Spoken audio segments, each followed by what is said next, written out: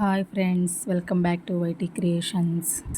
టేస్టీగా మజ్జిగ పులుసుని ఎలా తయారు చేసుకోవచ్చో ఇప్పుడు చూపిస్తాను. ఇంట్లో ఏ కూరలు లేకపోయినా ఇలా జస్ట్ మజ్జిగ పులుసుని చేసుకొని తిన్నా హాయిగా ఉంటుంది. కేవలం 10 నిమిషాల్లో ఈ మజ్జిగ పులుసుని తయారు చేసుకోవచ్చు. వేడి వేడి అన్నంలో ఈ మజ్జిగ పులుసు చాలా బాగుంటుంది. తృప్తిగా కూడా తినేసేయచ్చు. ఎప్పుడూ మీరు ఇంట్లో చేసే మజ్జిగ పులుసులా కాకుండా ఇలా నేను చెప్పే విధంగా చేసి చూడండి, మీకు తప్పకుండా నచ్చుతుంది. ట్రస్ట్ మీ, చాలా అంటే చాలా టేస్టీగా కూడా ఉంటుంది.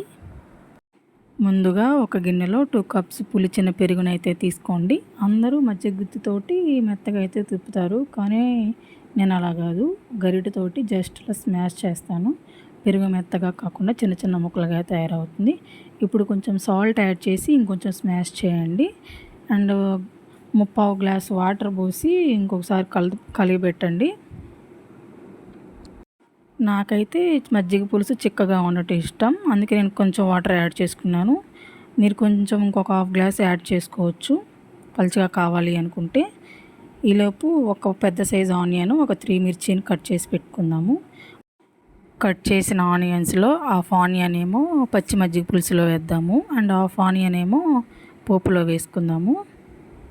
ఆనియన్సే సగం టేస్ట్ అండి మజ్జిగ పులుసుకి. నాకైతే పోపులో వేయించిన ఆనియన్ కన్నా కూడా ఇలా పచ్చి ఆనియన్ తింటేనే బాగుంటుంది. అసలు సగం టేస్ట్ దానివల్ల వస్తుందేమో అనిపిస్తుంది. మజ్జిగ పులుసుకి చాలా బాగుంటుంది.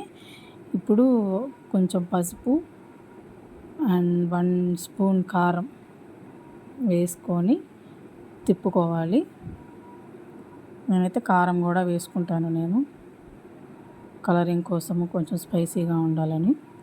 చూసారు కదా, కన్సిస్టెన్సీ అయితే రెడీ అయిపోయింది. ఇప్పుడు దీనికోసం మనం పోపు పెట్టుకుందాము. పోపులోకి పచ్చిమిర్చి, ఉల్లిపాయ, తిరగమాత గింజలు, కరివేపాకు, ఎండుమిరపకాయలు కూడా వేయండి.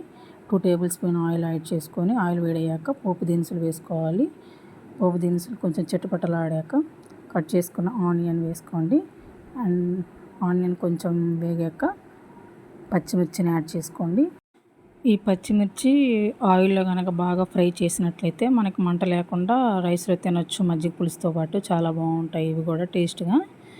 అండ్ లైట్ బ్రౌన్ కలర్ వచ్చేదాకా వేపుకోవాలి. వేగిపోయింది చూడండి. ఇప్పుడు కొంచెం కరివేపాకుని యాడ్ చేయండి. కరివేపాకును కూడా ఆయిల్లో బాగా ఫ్రై అవ్వనివ్వండి, ఎందుకంటే దాన్ని కూడా మనం తీసేయకుండా తినేసేయచ్చు, బాగుంటుంది వేగాక. చూసారు కదా, అలాగా. నాకైతే చాలా ఇష్టం మజ్జిగ పులుసు. మా పిల్లలు కూడా చాలా ఇష్టంగా తింటారు. చాలా బాగుంది మమ్మీ అంటారు. అండ్ వేగిపోయింది చూడండి. ఇప్పుడు కొంచెం పసుపు యాడ్ చేసి జస్ట్ అలా తిప్పేసి, పోపు చూసారు కదా, మాడకుండా బాగా చక్కగా ఫ్రై అయిపోయింది. దీనిని మనం ఇంకా గ్యాస్ స్టవ్ ఆఫ్ చేసి మజ్జిగ పులుసులోకి ఈ స్టఫింగ్ అనేది యాడ్ చేసేద్దాము.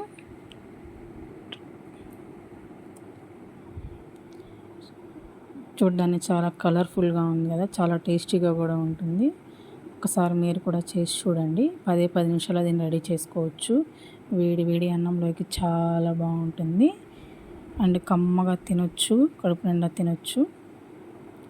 Bye bye. Thanks for watching. Subscribe for my channel for more videos.